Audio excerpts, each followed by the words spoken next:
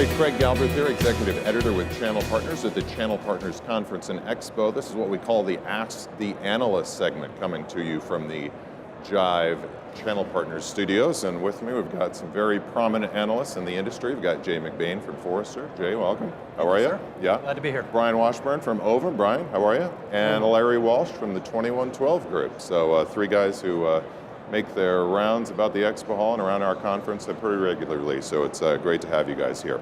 So I wanted to ask, just start off maybe a round robin question, have you guys all get in on this, but maybe give us one trend in the channel that partners should be all over in the next couple of years or risk becoming irrelevant. Jay, why don't we start with you? I would always start with what the customers are thinking. They're either thinking digital transformation, business transformation. The technology usually comes second. You know, it's easy to rattle off any emerging technology that's going to be big, but it's really driven about your customers and the conversations they're having from a business perspective. Yeah, good. Brian? And I'll add to that, digital transformation, software-defined WAN. It's just such a practical technology on so many levels that it's capable of functioning like a Swiss Army knife that people can deploy for their applications. Yeah. Larry? Well, there's a number of technology trends that are really disruptive. We could rattle them off. Cloud, mobile continues to be disruptive. Automation is going to be hugely disruptive, but I think the thing that we need to be paying attention to is the impact of automated sales. That's going to, that the partners need to move away from products that don't have value, intrinsic value in them, and start moving themselves and skill sets and value propositions up the stack to where they can actually remain relevant in building systems that have value. Good advice, very good advice. Brian, how about a product or service that's going to take off maybe in the next year or so that a little more than everybody thinks? Well, I think one thing we haven't heard so much about here, but we will, is network function virtualization. It's just a way of, just in the same way that we saw voice over IP kind of take over internally at first and then eventually turn out, now we see it like as UCaaS and platform as a service.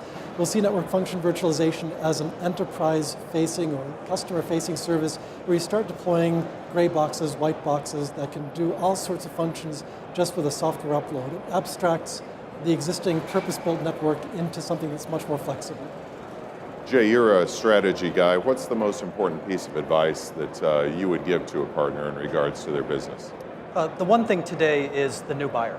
65% of all technology decisions are happening outside of IT.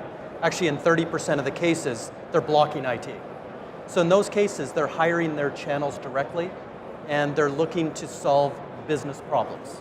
And they're doing that predominantly with the cloud, business application layers, software layers, infrastructure layers, getting into those conversations.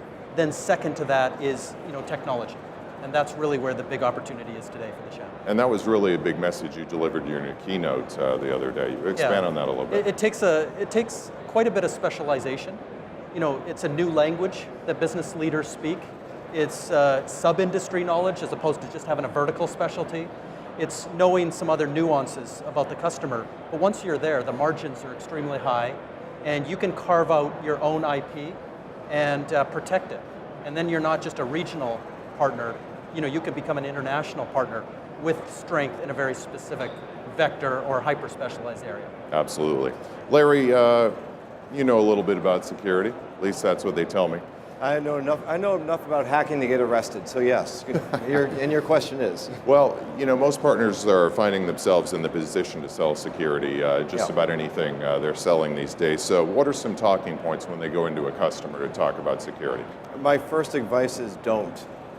And I don't mean to be, I don't want to sound facetious about that. 2112's research found 56% of partners say that security is the growth opportunity for 2018.